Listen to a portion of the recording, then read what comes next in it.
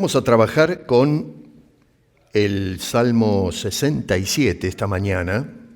Lo voy a leer, es un salmo corto, así que ustedes me siguen con la vista, por favor. Dios tenga misericordia de nosotros y nos bendiga. Haga resplandecer su rostro sobre nosotros, para que sean conocidas en la tierra tu camino, en todas las naciones tu salvación. Te alaben los pueblos, oh Dios, todos los pueblos te alaben. Alégrense y gócense las naciones, porque juzgarás los pueblos con equidad y pastorearás las naciones de la tierra. Te alaben los pueblos, oh Dios, todos los pueblos te alaben. La tierra dará su fruto, nos bendecirá Dios, el Dios nuestro. Bendíganos Dios, y témanlo todos los términos de la tierra. Señor, una vez más, frente a tu palabra, te imploramos que por favor la ministres a nuestros corazones. Limpia nuestras mentes de todo obstáculo que impida el poder ser receptores de tus consejos. Te lo pedimos en el nombre de Cristo Jesús. Amén. La gloria de Dios en la misión. Quiero que observen que el escritor dice, y nos bendiga, y luego en el verso 7, eso está en la, segunda parte del verso 1, y luego el verso 7, verso 6 dice, bendecirá Dios, y luego verso 7, bendíganos Dios. Es una palabra clave en el Salmo que tiene en mente este escritor, que era un hombre que, David es uno de esos señores que no hablaba porque sí nomás, era una persona que estudiaba la ley y iba formando su mente y sus convicciones. Déjame empezar con algunas preguntas. ¿Cuántas veces nosotros pedimos a Dios bendición? Prácticamente en todas nuestras oraciones, si no se han dado cuenta, pedimos que Dios nos bendiga. A lo mejor no usamos la palabra, ¿no? Bendíceme Dios. Pero cuando le decimos a Dios, Señor, ayúdame en este día, estamos pidiendo bendición. Señor, ayuda a mi hermano, estamos pidiendo bendición. Señor, sáname de mi enfermedad, estamos pidiendo bendición. Señor, salva, pedimos bendición. Cuando le decimos a Dios, perdóname mis pecados, le estamos pidiendo bendición. Así que prácticamente en cada oración, incluso hasta cuando le damos las gracias por su bendición o sus bendiciones. Constantemente estamos declarando las bendiciones del Señor.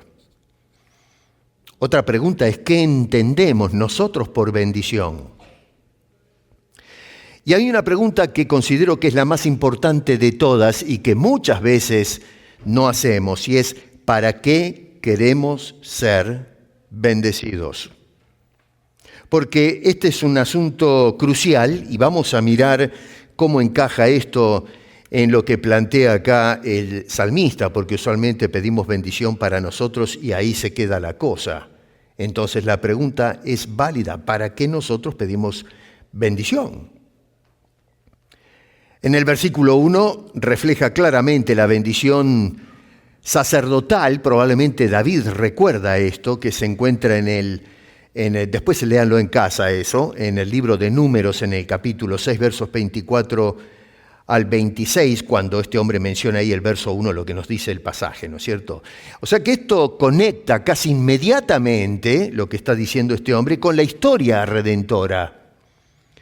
Israel fue bendecido, pero no bendecido para encerrarse, sino para ser un pueblo que sea luz a las naciones, luz entre ellos de Dios, y luego poder ser un impacto a la sociedad. La bendición de Dios nunca fue diseñada, no la van a encontrar en ningún lugar de la Biblia si lo leemos contextualmente, para terminar en nosotros, sino que fue dada para pasar a través de nosotros y bendecir a los demás. Al principio de toda esta serie hablamos de Abraham, ¿no es cierto?, el Dios misionero, y cómo Dios bendijo a Abraham con un hijo para que justamente en esa simiente sean benditas todas las familias de la tierra. Abraham recibió el beneficio, ciertamente, pero no era exclusivo para él, sino para las naciones del mundo. David entendió claramente este asunto. Noten ustedes que cuando dice allí bendícenos o nos bendiga, la pregunta es ¿para qué? Y en el verso 2 inserta ese ¿para qué? Dice, para que sea conocido en la tierra tu camino. Noten que dice, Dios nos bendiga a nosotros, pero el propósito es para que luego se expanda eso. Dice, todas las naciones conozcan la salvación. Verso 3, te alaben los pueblos. Versículo 4, que se alegren y gócense las naciones porque juzgará a los pueblos con equidad y pastoreará.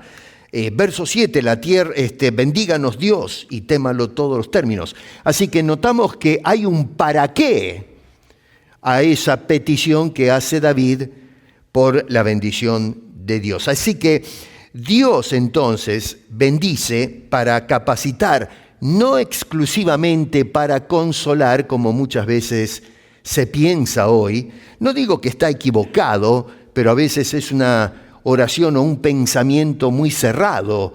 Tenemos que tener un poco más de amplitud cuando hablamos de por qué Dios nos bendice realmente.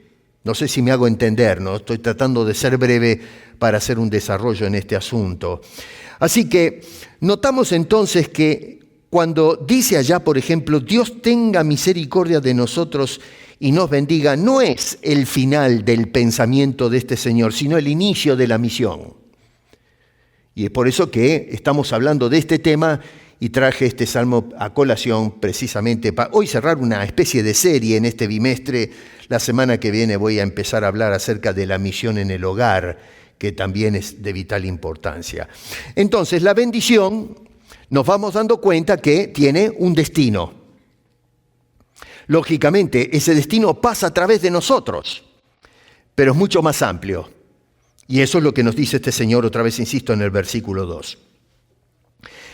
El otro día yo les presenté unas estadísticas que sacudió a algunos. Habíamos dicho que el 98% más o menos de la población mundial, al presente, estamos hablando de una cantidad de gente tremendo, no sé.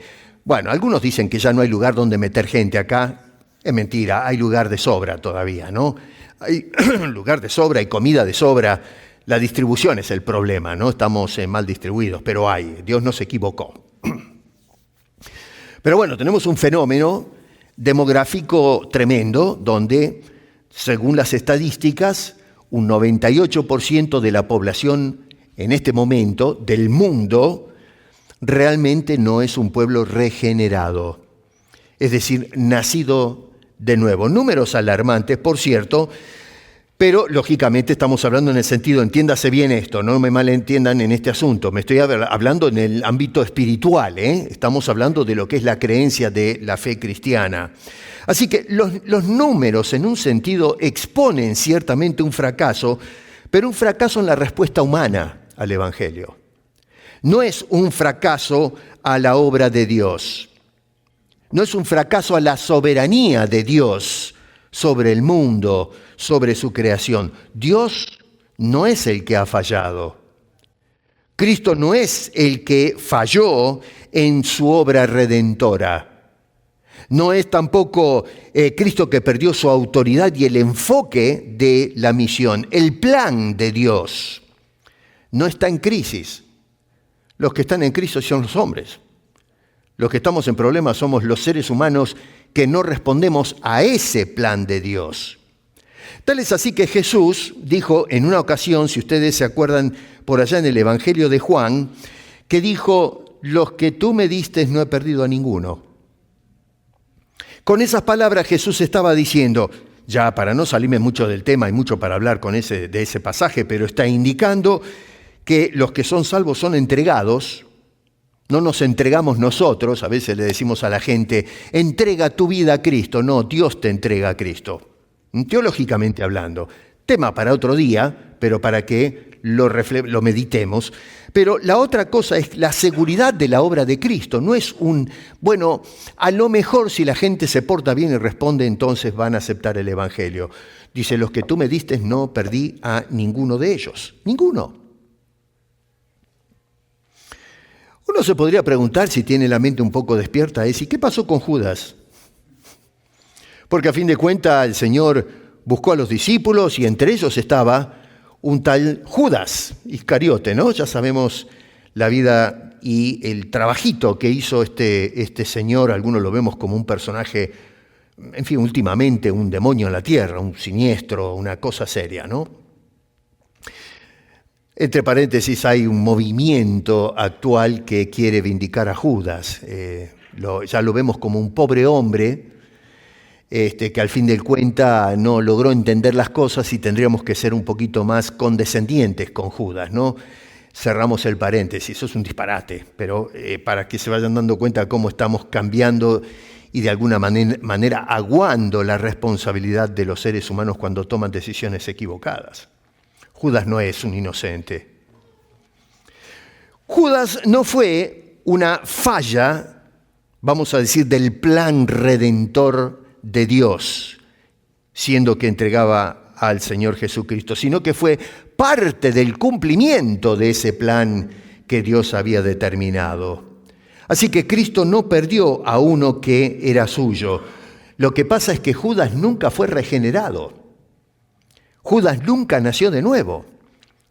A ver, estaba en el grupo, pero sin embargo no pertenecía. A ver, Juan, en la primera carta de Juan, en un momento dado Juan dice, hablando de algunas personas y de los que son el anticristo y qué sé yo, dice que algunos salieron de nosotros, pero resulta que no eran de nosotros.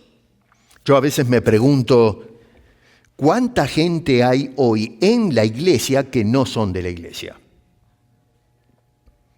De ese 7-8% del pueblo que se llama hoy regenerado, no lo sé, yo no tengo la respuesta para eso. El 98%, vamos a decir el 90% para hacer números redondos, no conocen a Cristo, es decir, no tienen una relación personal, conocen a lo mejor al Cristo histórico, saben quién es Jesús, pero no nacieron de nuevo. Pero me pregunto, ¿y el otro 8 o 10% de gente que hoy se estiman que van los domingos a la iglesia, por ejemplo? ¿Cuántos de esas personas son realmente nacidos de nuevo? ¿No habrá Judas metidos también? Que ciertamente están allí, pero no necesariamente eso garantiza que son de Cristo Jesús. Así que la traición de Judas en realidad no frustró la misión que el Padre le dio al Hijo. Al contrario, la traición de Judas lleva en la misión de Dios a Cristo a la cruz, donde la misión justamente fue asegurada. Y gracias a esa misión es que nosotros solos los que hemos puesto nuestra fe en Jesucristo tenemos la seguridad de nuestra salvación. Sin embargo, hablando otra vez de los números y las estadísticas, se perfila una verdad que yo pienso que en nuestro tiempo es una verdad un tanto incómoda. Y es el hecho que la iglesia muchas veces ha disfrutado y sigue disfrutando de la bendición de Dios, pero sin asumir la responsabilidad que conlleva haber sido benefactores de la bendición o las bendiciones de Dios. Cuando analizaba el Salmo no pregunta, a ver, ¿cuántos son salvos? Lo que pregunta es, ¿a cuántos ha llegado el conocimiento del Señor? Si ha de responder a una pregunta. Entonces, en nuestro análisis del Salmo 67, que es un salmo corto, vamos a notar a lo menos que el salmista nos habla de tres cosas en cuanto al tema este de la bendición. Número 1, una bendición anhelada. Una bendición anhelada. Dice este señor, otra vez, Dios nos bendiga. Y luego, verso 7, dice, bendíganos, oh Dios. Este hombre está anhelando la bendición de Dios. Hermano querido, dime una cosa, ¿qué es lo que anhelas de la vida? ¿Cuáles son realmente tus anhelos? ¿Qué anhelas de la iglesia? ¿Qué anhelas de la predicación? ¿Qué anhelas de tu vida en Cristo Jesús? ¿Qué es lo que esperas? ¿Qué es lo que quieres? ¿Anhelas trabajo? ¿Anhelas fortuna? ¿Anhelas el éxito? ¿Cuáles son los anhelos realmente de tu vida? Eso no me lo tienen que decir a mí, eso es un asunto de reflexión nada más, ¿no es cierto? En otros salmos es interesante que el salmista, por ejemplo el Salmo 103, el Salmo 136 y otros, este hombre confiesa lo que Dios ha hecho, es decir, las bendiciones que Dios ha derramado tanto a David como su casa y el pueblo de Israel. Pero acá este hombre no está hablando de lo que Dios ha hecho, sino que está expresando un anhelo en su corazón en cuanto a Dios se refiere.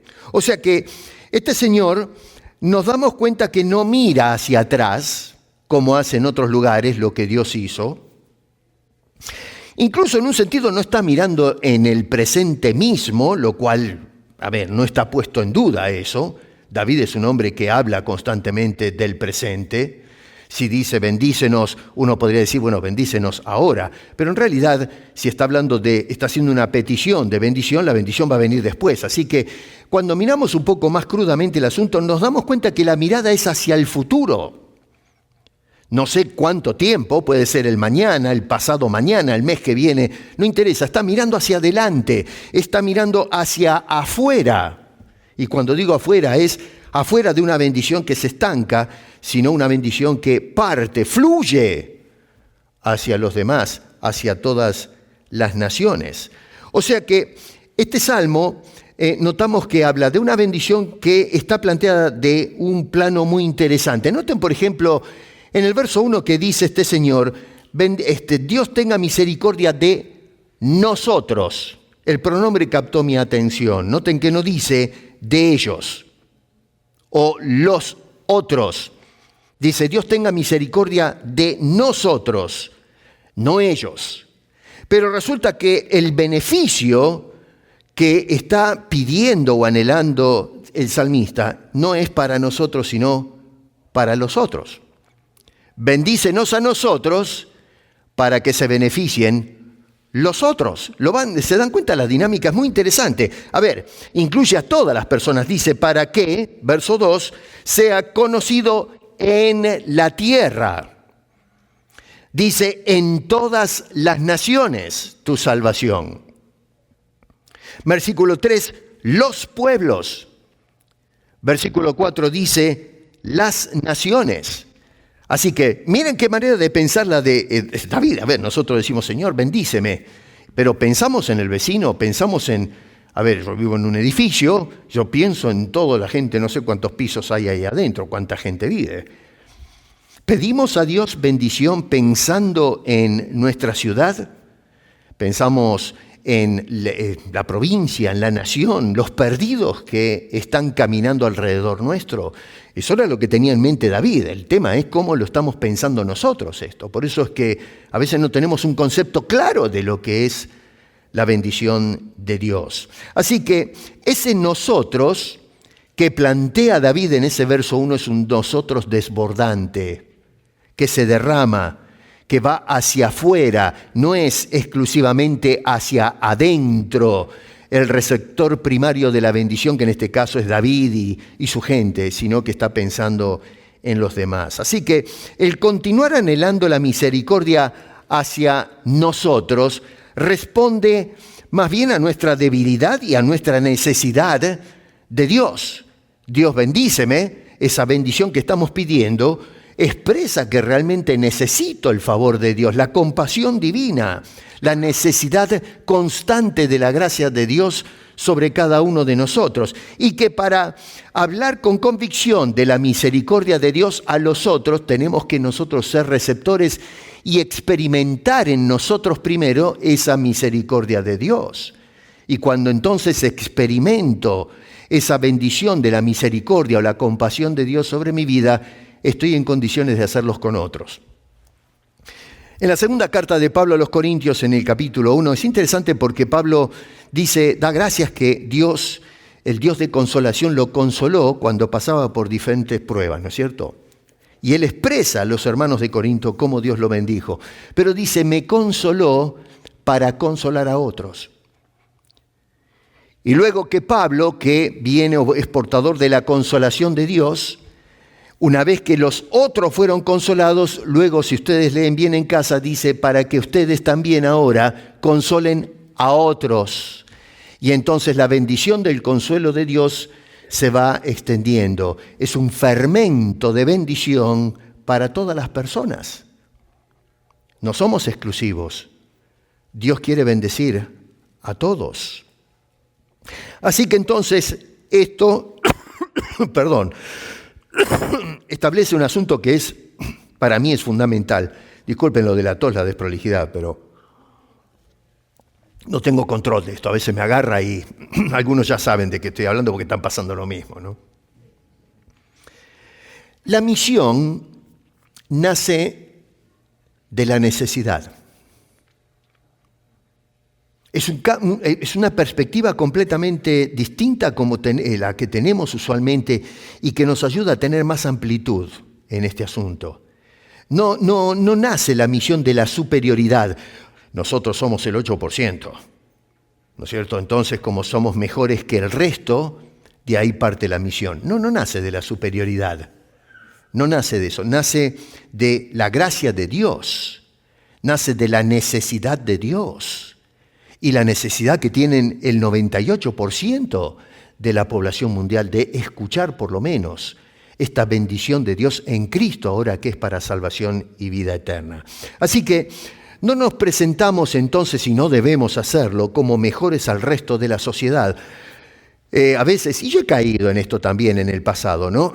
Y a veces a lo mejor se me desliza esto, que cuando veo las noticias y miramos todos estos movimientos raros, el maestro de escuela dominicana nos hablaba de estos que se visten ahora de animales. Esta semana hablábamos con mi señora de uno que se viste de cocodrilo, una cosa. El otro día había unos de gaviotas, ahora es el colmo. Cada semana aparece uno con una idea nueva. Se arrastra en el suelo, no sé si vieron en las redes, ¿no? Y tiene ¿cómo se llama? Una cabeza de cocodrilo. Y quién sabe qué más van a aparecer insectos, y ya veo que esto ya va para cualquier lado. El mundo está loco de remate. Yo tengo que agarrar y, si usted viene una persona, un cocodrilo, ¿qué hace? Da ganas de meterle una patada en el hocico. Cocodrilo, anda a estudiar, anda a trabajar, vago sinvergüenza. Pero bueno, estamos en esa sociedad donde a veces tenemos, qué sé yo, y repito, yo me pongo también en el asunto, que a veces los miramos desde un plano de superioridad. ¿No es cierto? Este es un pedazo de bruto, yo gracias a Dios que soy más inteligente y no hago las mismas cosas. Y es entendible eso, ¿no? Porque a veces este tipo de ridículo nos disasociamos de estas cosas porque la verdad es totalmente irascible, estamos llegando al colmo. Pero a veces perdemos de vista la importancia de la misión porque la miramos desde un plano de superioridad, cuando en realidad tendríamos que tener compasión de estos infelices que, en fin, qué sé yo, hacen cada cosa que tendríamos que sacar la careta y decir, mira, ¿sabes una cosa? Necesitas que te salven, necesitas que te liberen de esta situación en la que te encuentras. Es un punto de tensión, ¿no? para reflexionar. Así que el mundo entero necesita de Dios, incluso los que hoy día se visten o se identifican con cualquier cosa menos lo que Dios ha determinado. Así que tenemos que hacer misión y tenemos que presentar a Cristo desde una perspectiva del anhelo, pero al mismo tiempo de la dependencia y el reconocimiento que nosotros también necesitamos constantemente, no una vez, sino constantemente, la bendición del Señor. Hoy nosotros anhelamos bendición, yo creo que todos los creyentes lo anhelamos, pero muchas veces queremos la bendición en una forma un tanto egoísta. La bendición la quiero para mí, la queremos para nosotros, que Dios me bendiga a mí, como el agua que se acumula, ¿no es cierto?, en una zanja. Así es como nosotros a veces estimamos lo que es la bendición de Dios. El estanque que recibe el agua, pero resulta que no la vierte, no la da, no beneficia a nadie. Y sin embargo, la bendición de Dios no fue diseñada para que se estanque, sino para poder fluir a todos los demás, para que pueda entonces bendecir, no ser napas de agua escondidas en el fondo y que, en fin, a menos que se saque eso de ahí, no beneficia a nadie, no sacia la sed de nadie. Hay que perforar para llegar a esa napa de agua fresca y que entonces todo el mundo pueda beber. El otro día estábamos hablando con el hermano Raciel del motor bomba que pusimos en una región en el sur en el Caribe, en un país. Digo esto porque estamos acá en la cámara y no quiero dar detalles que pueda complicar las cosas, pero los que son de casa entienden de qué estoy hablando. Pusimos una bomba de agua justamente porque la gente no tenía agua. El agua está por allá, en algún lugar, pero no beneficiaba a nadie. Y entonces lo que se tuvo que hacer es poner o abrir los medios que haga accesible esa bendición de agua fresca y todos puedan beber, anhelar ese líquido que es tan necesario. Bueno, con la bendición pasa igual. A veces tenemos que abrir los grifos. Tenemos que echar en marcha el motor espiritual, de tal manera que lo que recibimos de Dios pueda fluir y también ser de bendición a otros. Así que la misión no nace de la autosuficiencia, sino de un pueblo que todavía necesita. Nosotros somos un pueblo que ciertamente necesitamos constantemente la misericordia de Dios. Así que solamente aquellos creyentes o aquellas personas que viven de la misericordia de Dios, de esa bendición, la pueden anunciar a los demás con autoridad y convicción. Número 1, una bendición anhelada. ¿Qué anhelas? Número 2, una bendición proclamada. Versículos 2 al 4. A ver, ¿qué hacemos con, esto parece redundante, pero vamos avanzando? ¿Para qué pedimos la bendición? ¿Qué hacemos cuando recibimos la bendición de Dios? Otra vez, volviendo al presente, usualmente lo que hacemos es que tomamos la bendición porque vino de Dios para mí. Es mía, me hago propietario de esa bendición. ¿Saben lo que es un aljibe? El aljibe en algunos países les llaman pozo, pero son esos pozos que se cavan, usualmente tiene una pared alrededor, hay un poste y se baja un balde, ¿no?, con una cuerda, a veces a mano, a veces una manivela, metemos el balde en el fondo y sacamos agua. Bueno, eso se llama un aljibe, ¿no? Bueno, a veces, en fin, hay personas que, como el aljibe, recogen el agua de la lluvia, se llena ese pozo de agua, pero no tiene salida. Es decir, tenemos un pozo lleno de agua, pero no está el balde. ¿Qué hacemos? ¿Tiramos a la gente adentro? ¿Cómo hacemos para rescatar eso?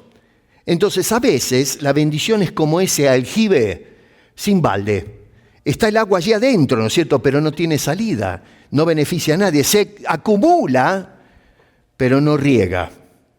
Es un aljibe que a fin de cuentas se convierte en algo inútil. Ahí se han nido los mosquitos y qué sé yo, todas las alimañas. Después se llena de verdín y de cosas, y una vez que se infectó todo eso no sirve absolutamente para nada.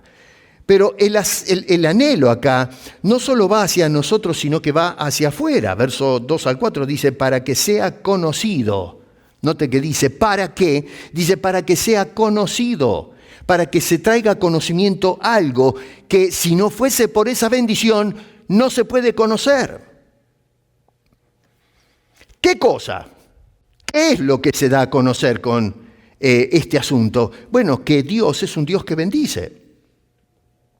Para dar a conocer que Dios es un Dios cuyo aljibe tiene el balde de donde se puede sacar el fruto, que puede refrescar nuestras vidas, bendecir a todos los demás. Que el aljibe no está solamente allí de pinta o para acumular agua, sino para satisfacer la sed de aquellos que se aproximan y que quieren sacar lo que hay en su interior. Ahora, noten ustedes que dice para que sea conocido. ¿Pero qué cosa? Que sea conocido. ¿Cuál es la bendición?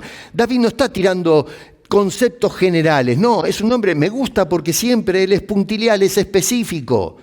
Hoy, a veces desde los púlpitos se tira un montón de información, pero no son cosas específicas, puntiliales.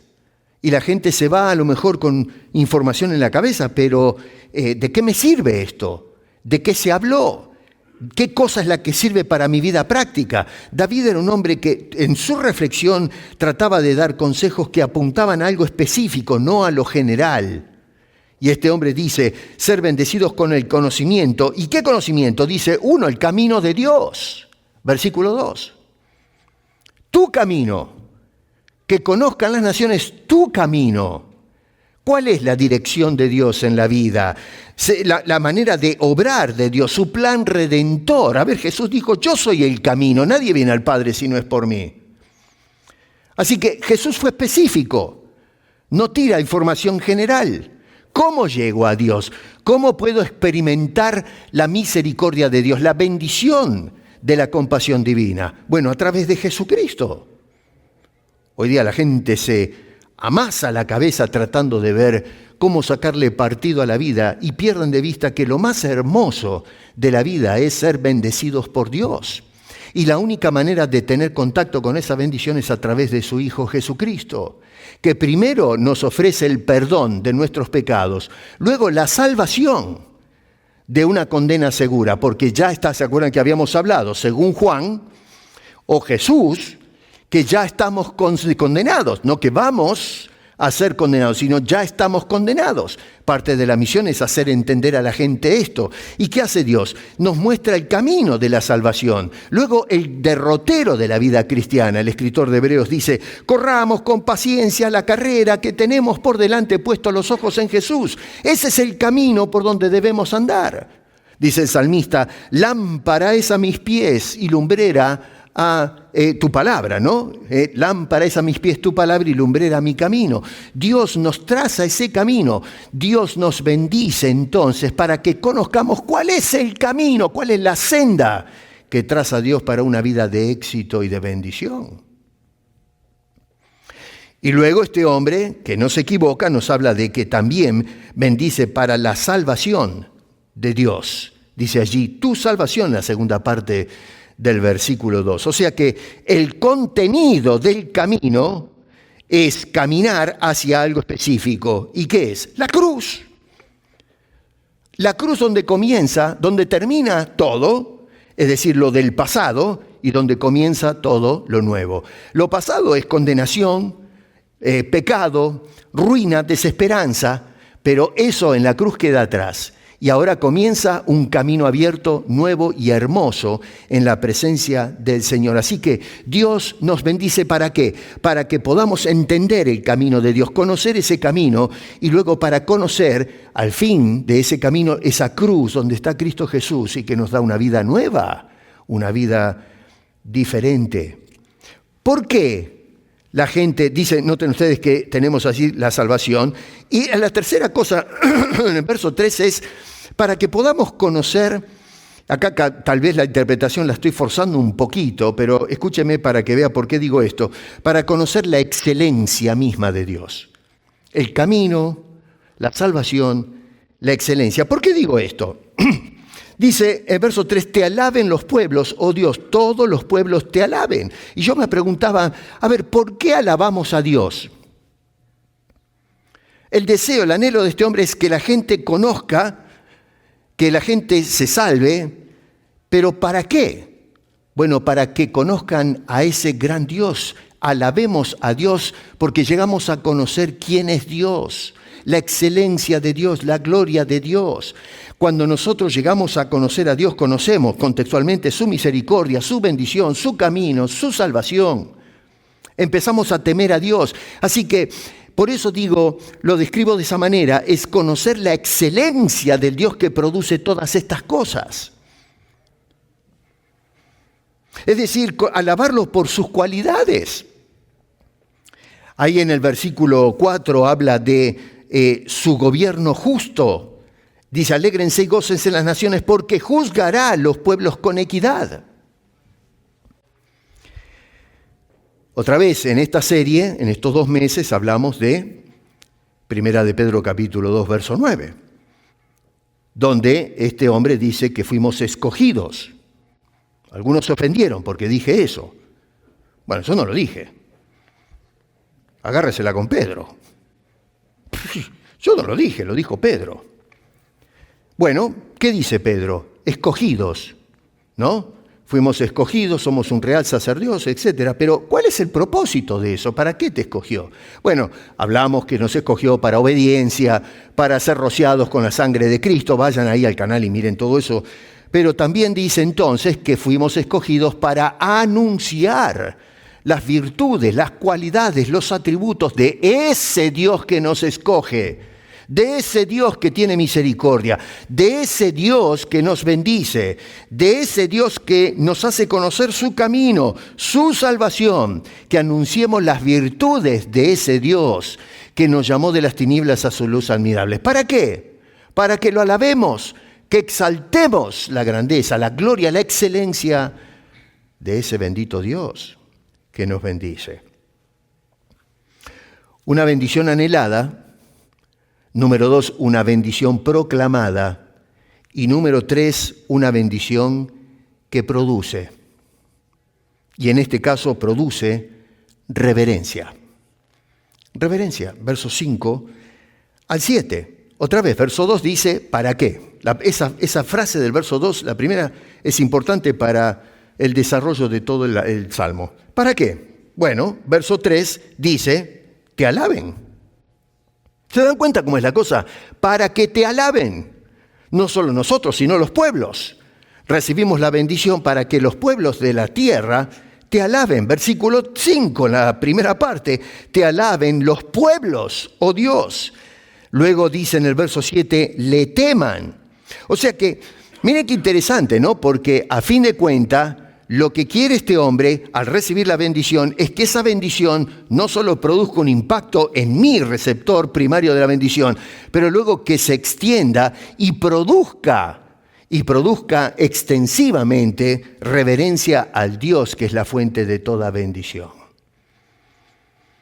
Ese debe ser el propósito de la bendición de Dios que recibimos constantemente cada uno de nosotros. No es para ti, es a través de ti, para todos los demás. ¿Estás compartiendo la bendición de Dios? Así que entonces el escritor nos habla de, 1, una bendición anhelada, 2, una bendición proclamada, y número 3, una bendición que produce. Y en este caso produce reverencia a Dios. Entonces esto nos lleva a una conclusión que yo estimo, en fin, como para contemporizar esto que estoy diciendo. Esto es un poema, obviamente, pero entonces, ¿cómo lo aplicamos a nosotros? La bendición tiene como propósito central, cuando sacamos algo pedagógicamente de estos versículos, es que Dios nos da la bendición para que resplandezca el rostro de Dios en los bendecidos. Versículo 1. Haga resplandecer su rostro sobre nosotros. Dios no es un Dios escondido. El ver el rostro de una persona es que lo tengo adelante. Es cuando lo puedo ver, puedo llegar a conocer a la persona. Pero cuando resplandece el rostro no es solamente la claridad, sino la gloria que emana de ese rostro de Dios. No se imaginen la luz, el sol y todo eso que a veces se usa. No, está hablando de la gloria de Dios, la magnificencia de Dios. Un Dios que no nos da la espalda, sino que ahora, gracias a Jesucristo, es un Dios que nos podemos acercar y tenerlo de frente. Un privilegio que los hombres del pasado no tenían. Cristo abrió el acceso a la presencia misma de Dios. Por eso es que en hebreo nos dicen, acerquémonos para implorar el oportuno socorro. Bendíceme, Dios, en mis problemas, bendíceme mis necesidades, y que eso pueda ser ahora un río que fluye para bendecir a otros de la misma manera. Segundo, que conozcan su camino y su salvación. Versículo 2, no me explayo en eso porque lo acabo de explicar.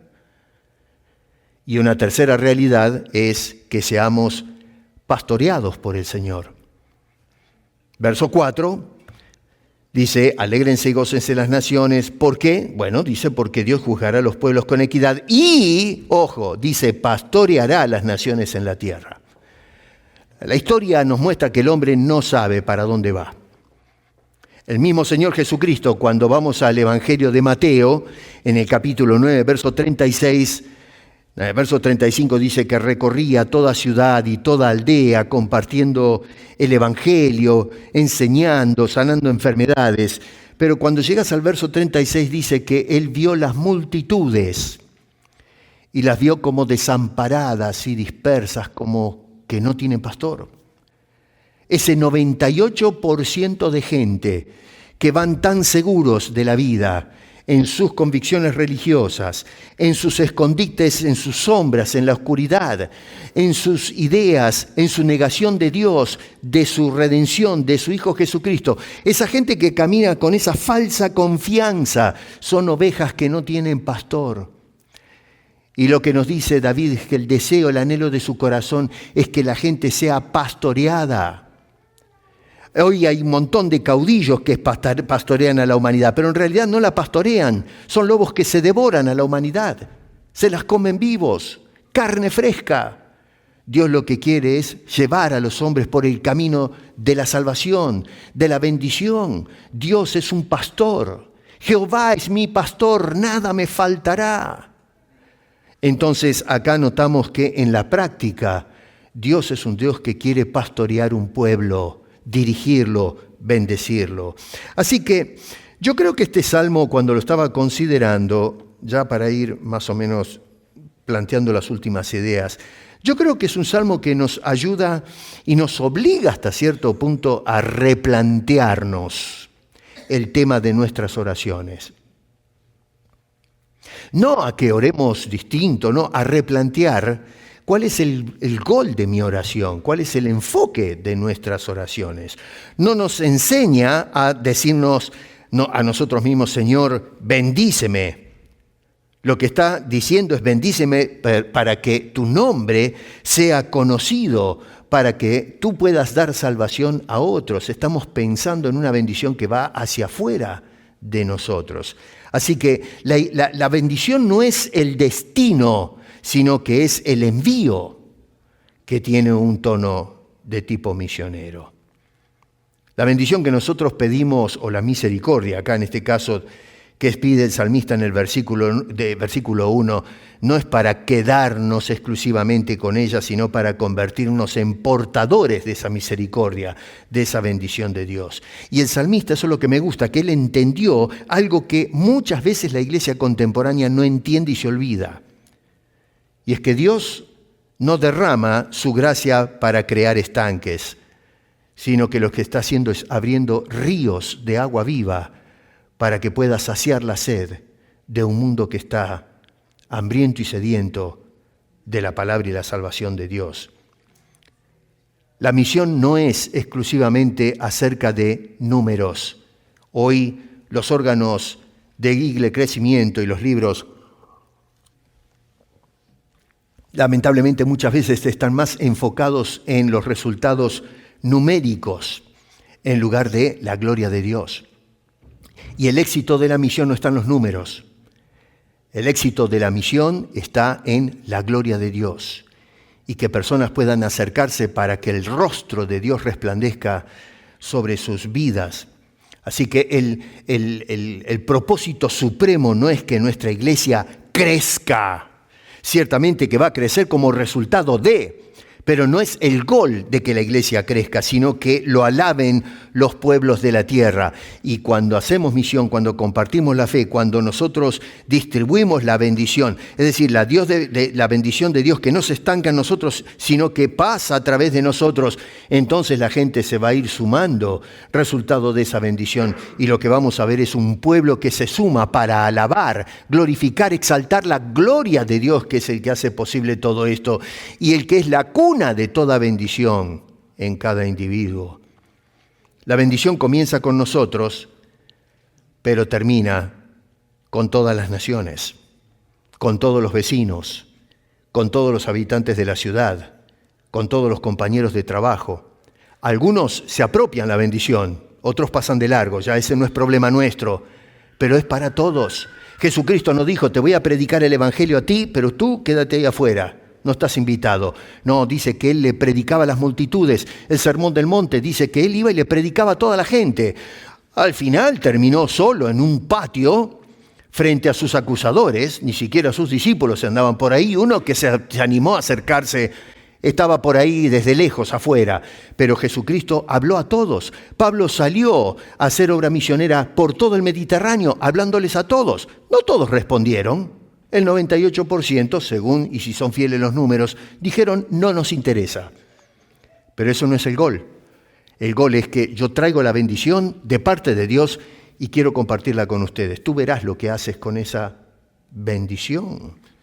Así que la pregunta entonces, la pregunta final, digamos, de toda esta disertación es, ¿estamos siendo bendecidos? ¿Qué respuesta damos a eso?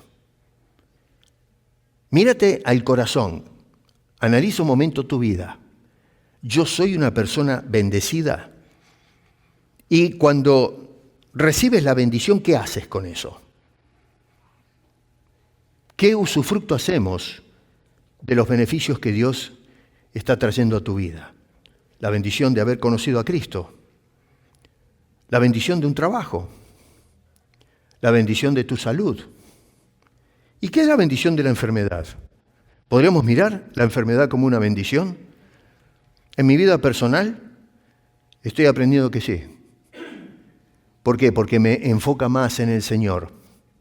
Me enfoca en una vida que antes uno no la veía, pero ahora la veo desde una perspectiva diferente. Cuando perdemos el trabajo, ¿lo vemos como una bendición? Puede ser que el trabajo sea un obstáculo que te impide servir a Dios de todo corazón, que a lo mejor lo único que hace es darte trabajo, dinero y éxito. No sé, ¿no? Esto estoy hablando en términos generales. Todos necesitamos trabajo, necesitamos la salud para ir a trabajar y demás. Pero estoy entrando acá en una reflexión. ¿Será que Dios a veces está haciendo cosas que las vemos desde una perspectiva negativa, pero en realidad es una bendición? A ver, Jonás perdió todo, y uno diría, pero a ver, ¿Jonás fue bendecido con toda la tragedia que tuvo? Bueno, sí. Jonás también, ¿eh? Jonás también, podemos agarrarlo de ejemplo, el que se lo morfó el pez ese. Lo bendijo el pez, le dio de comer. Pero le enseñó a Jonás a mirar las cosas de Dios desde una perspectiva diferente. No somos nosotros, sino también los ninivitas. Y Job, Job que se pensaba que era el hombre justo y perfecto, Dios lo ve como justo, pero permite que pase por una serie de problemas, pero salió bendecido el hombre. Fue la bendición para que conozca a Dios desde una perspectiva que antes no conocía, que antes ignoraba. Y la historia de Job, la miseria de este hombre, resulta ser una bendición para nosotros, porque es toda una teología del sufrimiento. ¿Qué haces con la bendición de Dios? Y cuando la bendición entonces cumple su propósito, aunque el mundo sea grande y mucha gente, 98% que están en problemas, aunque las estadísticas parecen, pero abrumadoras, ¿no es cierto? Todavía hay posibilidades, todavía hay esperanza con la bendición de Dios. Dios, así como lo hizo en el pasado, hoy seguirá llamando a los suyos. No sé quiénes son. Nadie sabe, solo Dios lo sabe. Lo que sí sabemos es que Dios seguirá llamando a los suyos. que los que Dios les da a Cristo Jesús no va a perder a ninguno. Eso es lo que yo sé. ¿Cuántos son? ¿Quiénes son? No tengo la menor idea. Dios, no, el Señor, mejor dicho, no perderá a ninguno de los que el Padre le ha otorgado en su infinita misericordia. Porque al final entonces de todo, la misión no fracasará. La gloria de Dios, dice el salmista, llenará toda la tierra. Mira bien lo que haces con la bendición de Dios, porque la bendición que Dios te da no es para que se estanque en ti, sino para que fluya y de esa manera bendecir a otros. ¿Estás bendiciendo a otros con la bendición de Dios? Piénsalo. Padre, gracias por este Señor que vivió muchos siglos atrás, pero nos deja hoy lecciones que nos ponen a pensar. Este fue un hombre que escribió pensando en tu palabra y en tus acciones. Y anhelaba tu bendición, Señor. Proclamaba tu bendición. Y miraba cuál era el propósito de la misión. De tu bendición. Ayúdanos a pensar de esa manera. Porque hoy, Señor, me temo que pensamos más en la bendición en términos más egoístas. Es mía la bendición y la voy a usar, voy a hacer usufructo y voy a gastar esa bendición.